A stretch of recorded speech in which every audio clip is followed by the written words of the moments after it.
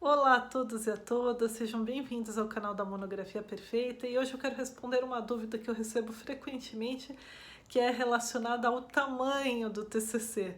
Quer monografia, quer o tamanho do TCC, artigo científico. Bem, não existe uma resposta exata, não existe um número ideal que lhe garantirá a aprovação. Na realidade, vai depender da qualidade da pesquisa, se você alcançou o objetivo geral e os objetivos específicos, enfim, se você alcançou os resultados da sua pesquisa. Esse é o ideal. Então, a pergunta correta, ao invés de você me perguntar, professora, 50 páginas está bom numa monografia, você deve se perguntar, eu consegui chegar aos meus resultados? Se a sua resposta for sim, então significa que sua pesquisa está concluída. Se a sua resposta for não, significa que você precisa avançar ainda mais. E eu digo isso porque às vezes você escreveu 50 páginas, mas obteve todos os resultados pretendidos. E às vezes outro colega escreveu 120 e na realidade é um resumo de várias obras, de vários tópicos e não tem o trabalho argumentativo, o contraponto de argumentos, de análise realmente científica. Então, por esse motivo, eu não posso te dizer que um trabalho de 120 vai estar melhor do que um de 50. Assim como um artigo científico, em média, ele possui 20 páginas, né? De 20, 30 páginas no máximo. E isso contando as referências bibliográficas. Já numa monografia, nós temos em torno de 50, 80 páginas, alguns trabalhos chegam a 120, 180 páginas de trabalho de conclusão de curso, principalmente aqueles trabalhos que são continuidade de iniciações científicas. Às vezes você está na graduação, você faz a iniciação científica e depois você incorpora mais alguns outros elementos, muda o enfoque da sua pesquisa, mas aproveita a pesquisa realizada na iniciação científica e, portanto, tem um trabalho de maior fôlego, porque na realidade você até começou a desenvolver antes. Mas o que eu gostaria de ressaltar é que tudo depende do seu trabalho de pesquisa, análise dos dados, o confronto da argumentação e, portanto, o alcance do resultado pretendido. Não existe. A minha resposta para você é: não existe um número ideal. Se eu escrever mais, eu tenho mais chance? Não necessariamente. Se você fizer um recorte, se você não tiver nenhuma argumentação, às vezes você tem alunos que colocam o TCC, um capítulo inteiro, só com um autor ou dois autores, quer dizer, leu 2 livros para aquele capítulo. Isso não é um texto argumentativo, é impossível fazer uma argumentação só com 2 obras, né? Então, na realidade, ou uma obra, então na realidade só está resumindo, porque você precisa, né, confrontar os argumentos, as ideias, cadê os dados.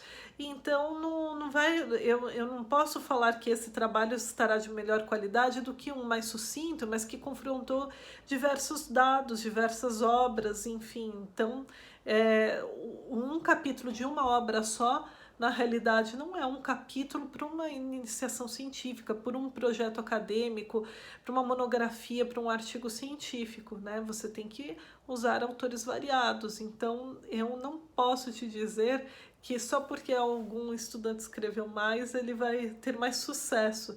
Tirando que se tiver plágio, necessariamente vai ser reprovado ou vai ter que reapresentar o trabalho com a irregularidade sanada. Então, existem várias nuances, mas nesse breve vídeo de hoje, eu queria falar sobre a quantidade de páginas.